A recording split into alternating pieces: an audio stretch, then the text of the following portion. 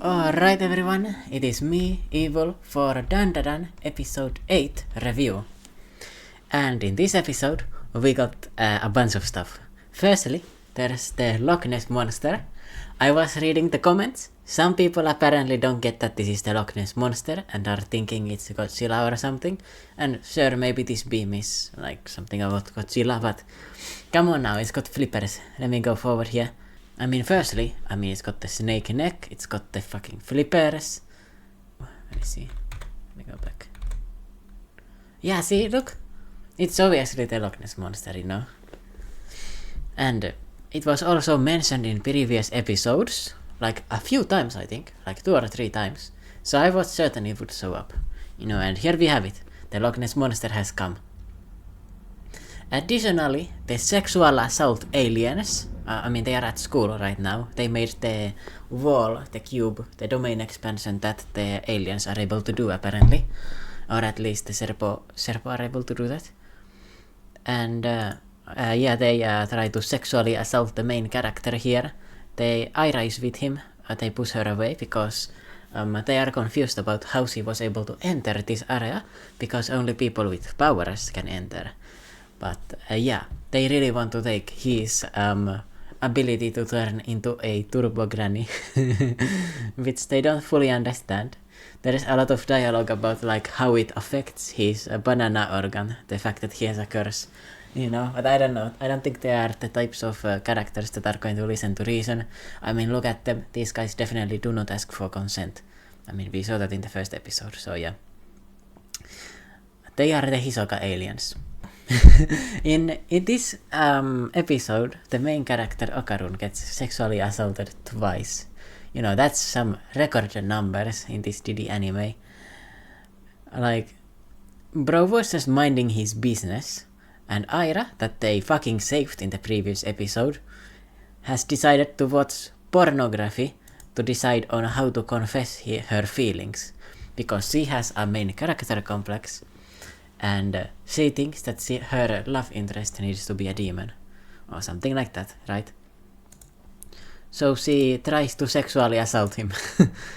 Like straight up sexual assault. Like, she purposely trips him. Like this. And of course, because this is a romantic comedy, right? Naturally, Momo sees this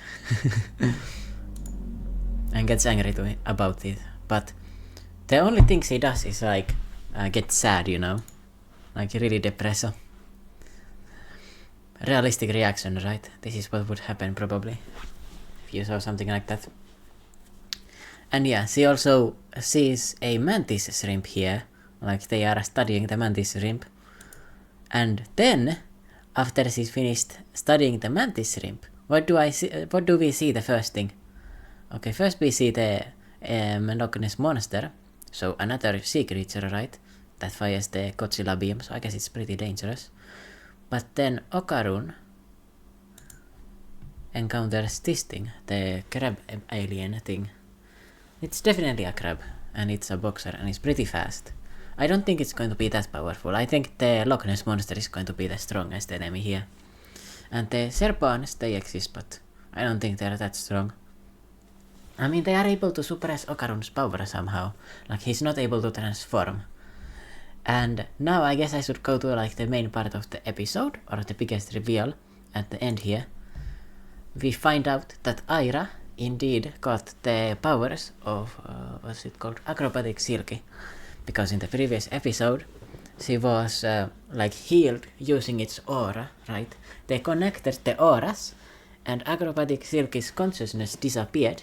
And where did the powers go? Of course, they are with Ira. It's the same thing that happened with the main character, Okarun. So they are using the same way to give powers to people. So I'm thinking we might get a few more power users here. It would be very fun if we get that, to be honest.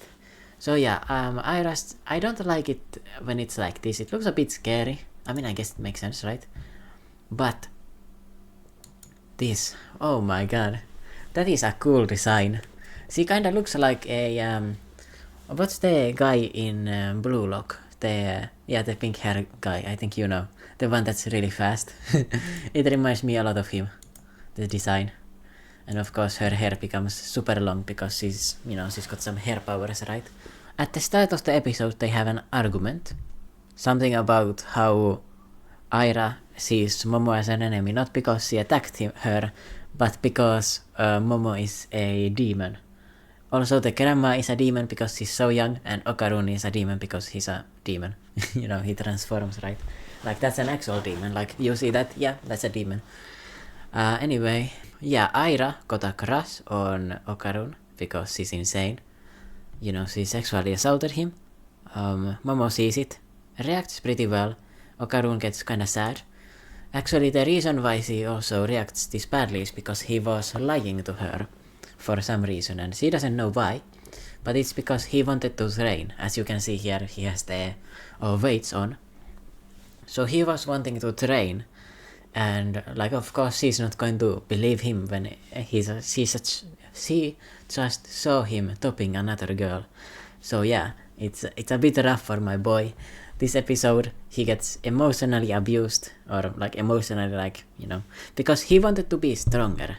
Like, he was training. He didn't want to show that he was training, because that would be admitting that he feels really weak, right?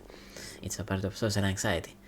And he wants to still not say that, but at the same time, now she thinks that you were, I guess they aren't in a relationship, but kinda softcore cheating on her, right? Playing with her emotions. So yeah, it's a rough day for my boy. But I do think it's gonna get cleared up when they get into the fight. Because Aira is going to act weird and he's gonna get a chance to explain herself. Because Aira's not doing this to play with Momo, right? Or get back to her. Like, she's just genuinely weird. So she's gonna say something more about it. And I think Momo is going to understand. That's my prediction for the next episode. And yeah, I hope the Serpo aliens get defeated fast. I really hate the way they look. Like, man, why are you so ugly? What's it called? The creepy bastards in those adults anime. And I don't get why the creepy bastards look like that, but they look like that too. And I don't like it. Not one bit. So, Momo, she heard the Loch Ness monster coming. Also, the Loch Ness monster is able to generate water on the ground so that it is able to move properly, because it's a fucking sea creature. Like, how the fuck is it gonna fight on land, right? Also, this is actually not a scientifically accurate plesiosaur, because plesiosaurs were not ducks. They were not living at the top of the water. They were swimming like this, right? Straight line. And then they would, wiggle around in the water. The reason why the Loch Ness monster is like this is because 1900s people didn't understand how the anatomy of these animals worked. So they just thought that they were like ducks, I guess. Like, they just thought like that. Like, even though we currently have whales, and if you think about it, this is like a lizard whale with a long neck. Not really a lizard whale, but a similar idea. And yeah, okay. They showed this, the sideline communication with this. It is able to sense the movement of the water when its prey or predators move. And that activates it. And then it shoots a Godzilla beam at it. The hunting instinct gets engaged by it. And that is a very, very cool ability. Yeah, I'm just checking if my recording is okay. So this is a really cool reference, really cool ability, and this scene with the introduction of the Loch Ness monster, the music that we hear, like when Momo hears something coming, like the music here at this moment, it was so good, but obviously I'm not gonna let you listen to it. The animation is, it's not the best because you can tell it's CGI and the neck isn't moving. I would prefer if the neck moved. But obviously that's a nitpick. It didn't really impact my enjoyment of it. When we see the actual model of the Loch Ness monster, the CGI here, it looks really good. So I'm happy that the CGI in anime is improving steadily.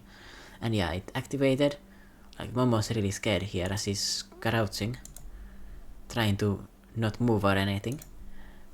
And then this fucking thing, it starts charging up, right? It is able to close its eyelids with a second eyelid. I think it has two. It is the same way that sharks have it as well, to protect it from like hits to the head, right? And I guess it's more similar to like the crocodile eyelid, right? If you've seen it, like it closes the other way. And the idea of it is to protect the gentle eye from something flying into it, right? So it makes sense because it's firing a fucking goddamn laser into the like vicinity. And it's actually like very strong, the laser.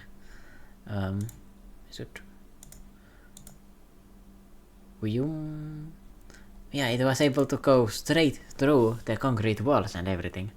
So it's a pretty powerful move here. So once again, I think this is the strongest enemy that they've seen so far in the anime, which is, I mean, I guess that's not too surprising because it is episode 8. And yeah, I guess that's all that I wanted to say about this episode. Yeah, I'd say so. I think it is a 8.5 out of 10. No, I'm gonna give it a 9. I think a lot of stuff happened. The reveal with Aira is really cool, and I thought the comedy in this episode was funny. So yeah, tell me what you guys thought of this episode, and also if you have any video ideas, don't be afraid to say them in the comments. I wouldn't mind listening to your requests like that.